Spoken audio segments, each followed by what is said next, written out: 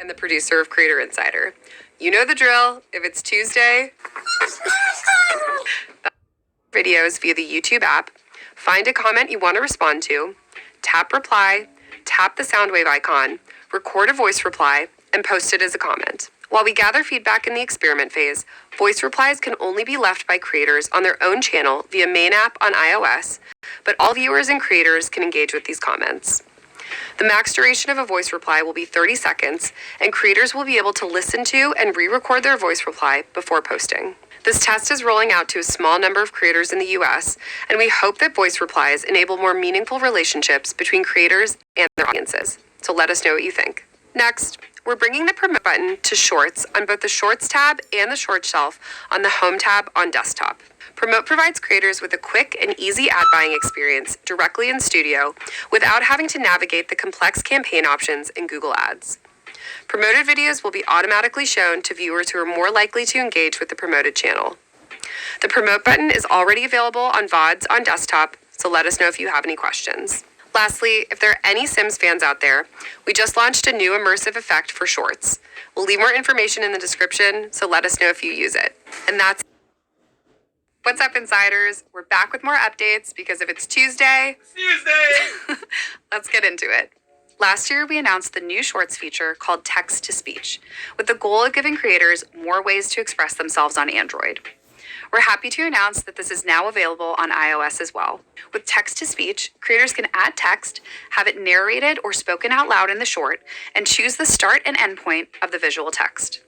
There are 4 voices creators can choose from when picking a narration.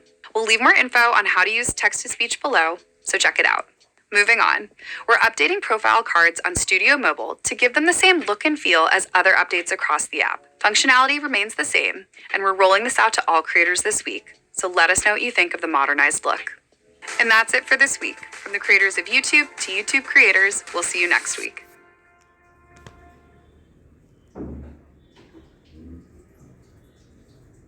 I'm Renee. I am the YouTube Creator Liaison. And I'm Todd. I lead the product team for growth and discovery at YouTube. So how does the recommendation system actually work? So the first thing that creators should understand is that the recommendation systems are really centered around each individual viewer. So oftentimes creators will say, hey, the recommendation system is pushing out my video to people. Or why isn't it pushing out my video to people?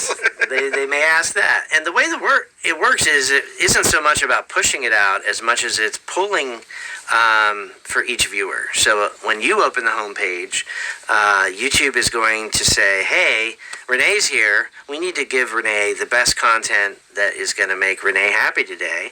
It's very much centered around each individual person and ranking the videos for them, as opposed to looking at each individual video and trying to figure out who might like it. So there could be videos, like a video could have these absolute metrics like its click-through rate, its view duration, all of that, but you might like it and I might not, and you would consider that when you recommend it. Yeah, so a lot of creators, they look at their analytics and they're very focused on their aggregate performance because that's the easiest thing that we can kind of present. But the way the system's working is actually, it's not just using that average view duration or the average click-through rate. It's using the performance data as input, but ultimately trying to understand and predict for each viewer. It's kind of similar to how recommendations work outside of recommendation systems. When you want to figure out a movie to watch, one thing that I do is I talk to my friends and I say, hey, what have you seen lately? What do you want to see? And the recommendation system, sometimes we describe it as automating word of mouth. I love that. And by that we mean the system is able to understand what other viewers like you have watched, and then based on understanding what they enjoyed and what they didn't, it can help when it's time to give recommendations to you to pull in sort of like those recommendations from other people. The nice thing about it is that can come in multiple ways. Yeah. So maybe like right now there's a video that reaches a certain audience, but then like in 6 months there's something else that's related that pops up that makes this video relevant again. Fortunately, our system is enabled to be able to recommend that again if it's relevant and maybe to a different audience than enjoyed it the first time. You've given me examples of that in the past where somebody will search for like a certain kind of video and find one, and you'll be able to identify more audience, or something will pop up in the news and suddenly people are more interested in it, or a big creator will make a video on it and then people will see that and say, like, all these new ways where videos can find new audiences. Yeah, sometimes it's just a matter of like nostalgia as well, where there's just been enough time since people have thought about something, and then somebody kind of rediscovers some trend or concept, and they want to go back and kind of relive it through watching videos about that thing, and you see a resurgence of something that hasn't been popular for a while. How much do you think about factors like time of day or device type, like if I'm on my phone in the morning versus whether I'm on the television at night? The recommendation system uses time of day and device as some of the signals that we learn from to understand if there's different content that is appealing in those different contexts. And so as a viewer, you can see different results at the same time on your television versus on your mobile phone, as well as different results in the morning versus the day. We try to identify if you tend to have a preference for like watching news in the morning and comedy at night. We'll try to lean into that. We'll try to learn from other viewers like you if they have that pattern, so that we can see if that works well for you. And all of it comes together to really just give the right content to the right viewer at the right time. We often hear from creators like, what's the one number? Like, is it click-through rate? Is it watch time? How do creators like optimize for all of these factors? One thing to understand is that there's no single answer to that question, as much as creators would love to have one. The reality is that we've enabled the system to learn that different factors can have different importance in different contexts. Watch time may be more important in television versus mobile, or maybe more important in certain types of content like podcasts as opposed to music. Like, does it really matter whether a music video is 4 minutes and 30 seconds versus 4 minutes in terms of a viewer satisfaction? Maybe watch time isn't really as important as something like a like. Yeah. In that context. Sometimes when people hear about algorithms, they conflate that with just like engagement at all costs. But one of the things I love about YouTube is that it doesn't seem laser focused on just getting the maximum amount of engagement possible. Yeah, so, for quite a few years now, we've learned that not all time spent with video is equally valued by our viewers. We get feedback that viewers want some videos to be a lot more efficient in getting to the point and the value that they get from them. And so while we do look at how long people watch videos, it's only one of the factors that we consider when understanding the value people are getting. We introduced this concept of satisfaction quite a few years ago, where we're trying to understand not just about the viewer's behavior and what they do, but how do they feel about the time they're spending? What would they say about their experience watching a video? We ask them directly with surveys built into the product. We collect millions of responses and feed that directly into the recommendation system, so that we can recognize when creators are delivering kind of more value per minute, or more total value than maybe the time spent would indicate otherwise. And so we look at things like likes, dislikes, these survey responses. People can tell us they're not interested in certain recommendations. We have a variety of different signals to get at this satisfaction. And we've seen that when we add those signals into the ranking, that it actually leads to people coming back to YouTube more in the long run. And that's really what our goal is. It's not just to suck a lot of time from you today.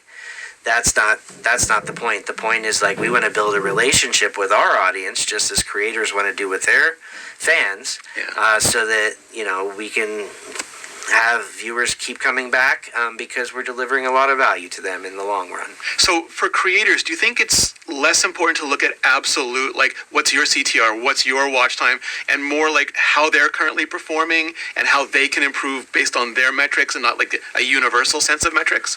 Yeah, I think creators seek out benchmarks because they want to know, like, is this good?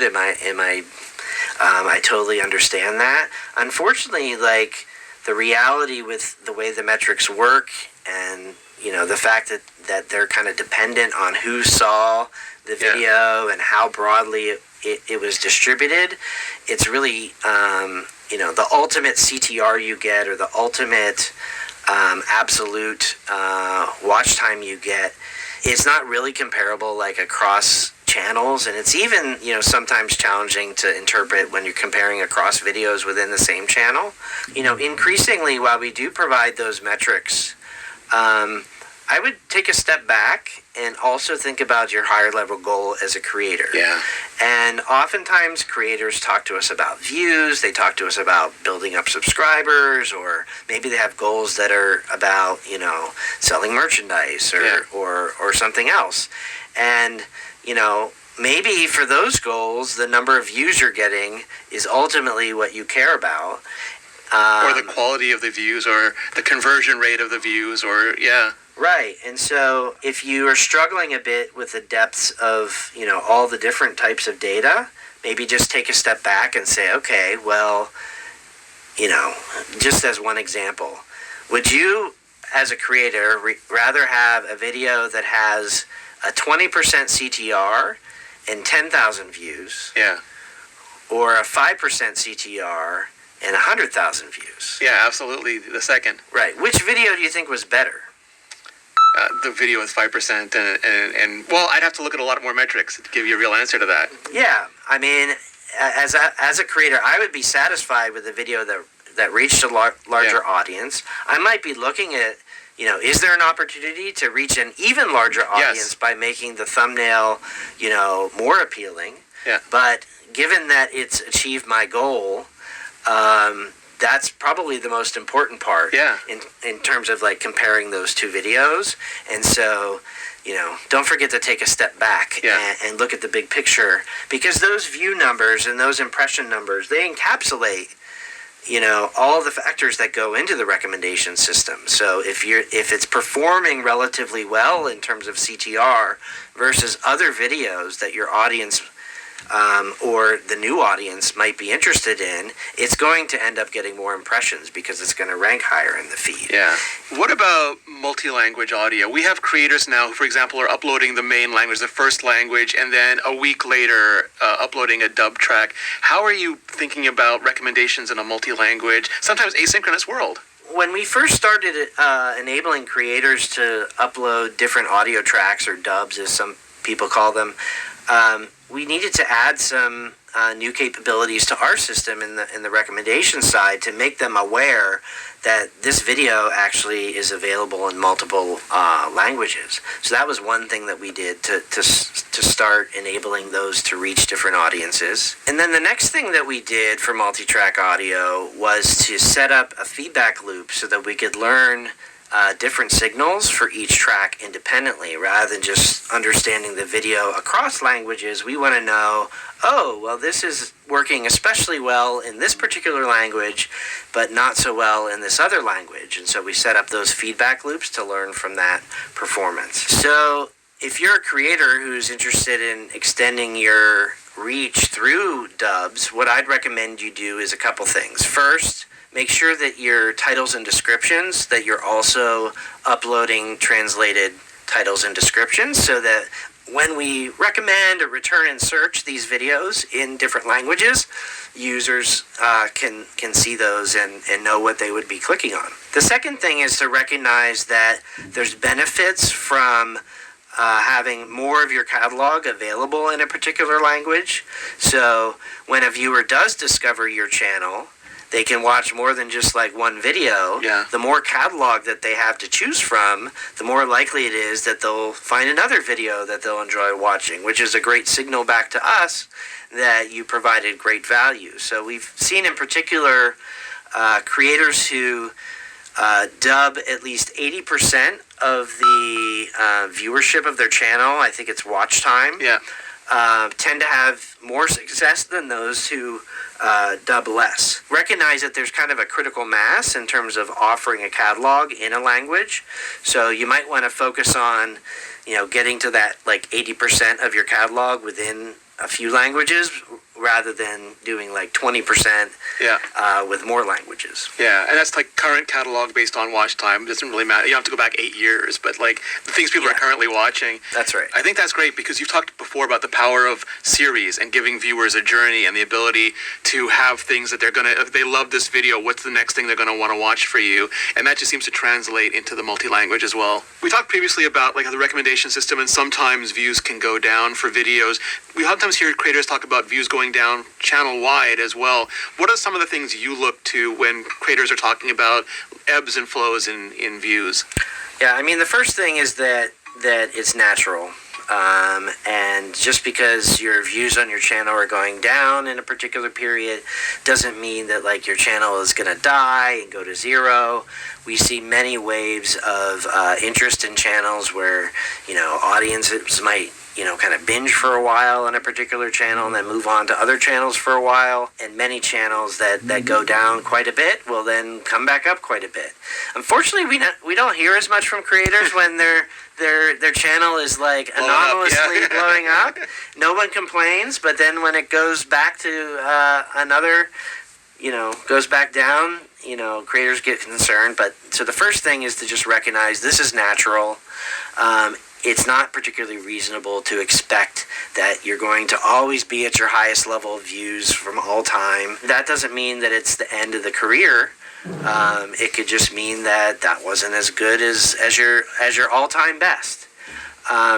So it's normal. I would encourage you not to worry about it too much and just focus on what can you do to continue to evolve, respond to the feedback you're getting from your audience and from the analytics.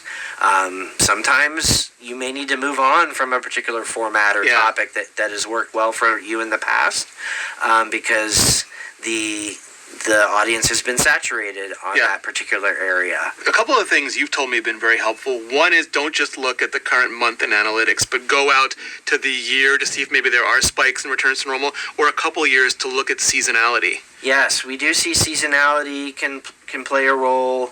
Encourage you to look beyond 90 days or more to kind of see the full context. Oftentimes, we saw some creators that saw a nice boost in demand around the election in the U.S. earlier this year, and then people moved on to watch other things after the election happened. And so think about some of those external dynamics. I encourage folks to use Google Trends to look at, you can see trends in how often people are searching on YouTube for particular topics. And while that doesn't always tell the whole story, it can give you one interesting signal about just like how much demand there is in a particular area. The other thing to keep in mind is the other side of the ecosystem is supply and demand. On the supply side, we do see, dynamics that happen where a particular trend might or topic that has, increased interest in the early parts of the trend. There may be only a few channels or a few videos about something, and so there might be high demand and low supply, so a lot of views per video.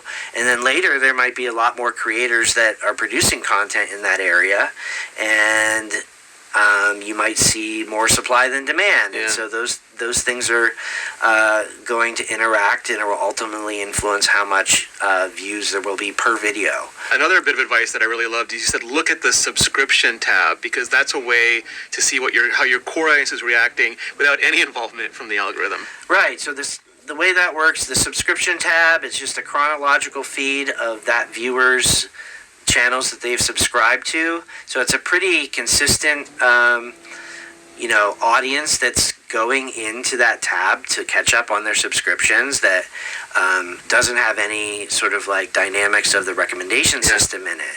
And so why I encourage creators to look at that is because it's kind of a controlled little area. And then you can look at what is the click-through rate and what is the average view duration of subscribers who are looking for those videos in their feed, and it can give you a little bit more of a benchmark to kind of on the content in an apples to apples. Yeah. Is it me or is it the algorithm? Yeah, I would just look at it, compare your videos. It can help you understand, oh, well, people aren't clicking on this in the subscriptions feed as much as they did my last video.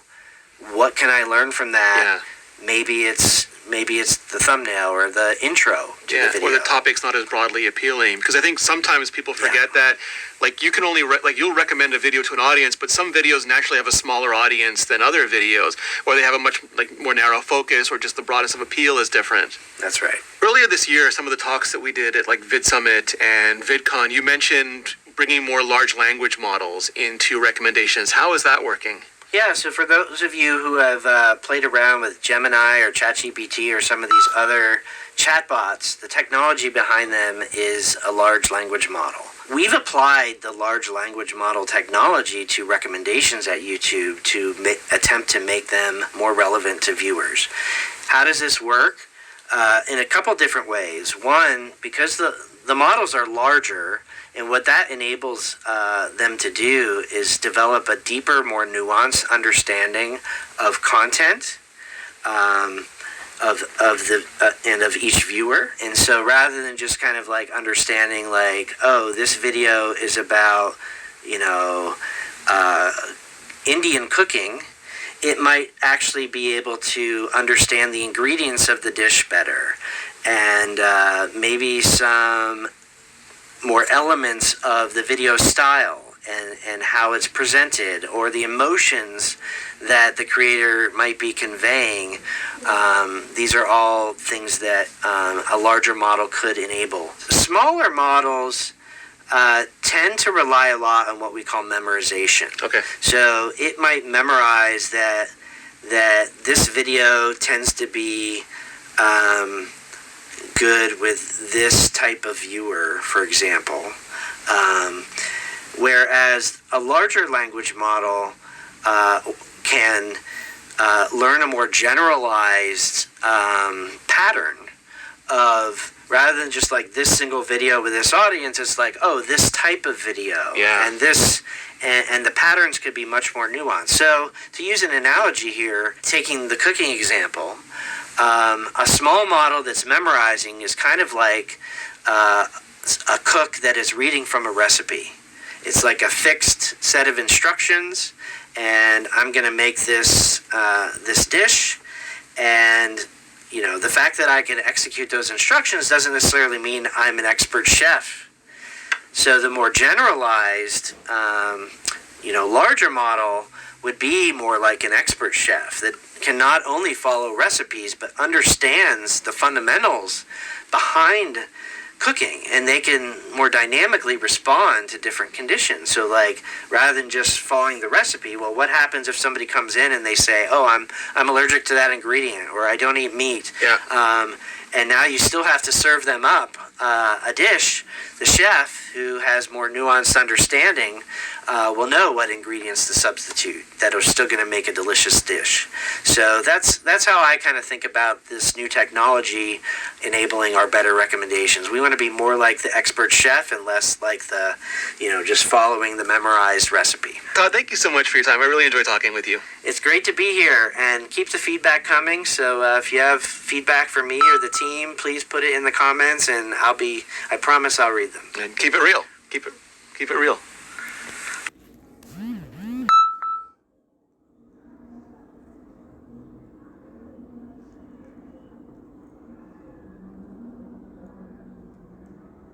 अभी आपको पूर्ण विवरण दिया गया कि YouTube पर काम करना है तो आपको YouTube रिकमेंडेशन सिस्टम को समझना पड़ेगा।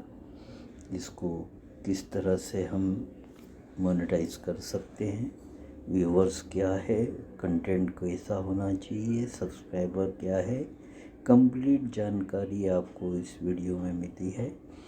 ये अभी तो इंग्लिश में है, तो आपको अगर वाकई अंडरस्टैंडिंग चाहिए यूट्यूब चैनल की और वीडियो की, तो आप इस वीडियो को कम से कम 10 बार देखेंगे तो हर बार आपको इसमें नई जानकारी समझ में आएगी और अगर आपने इस वीडियो को 10 बार देख लिया तो आप अच्छे यूट्यूबर बन सकेंगे।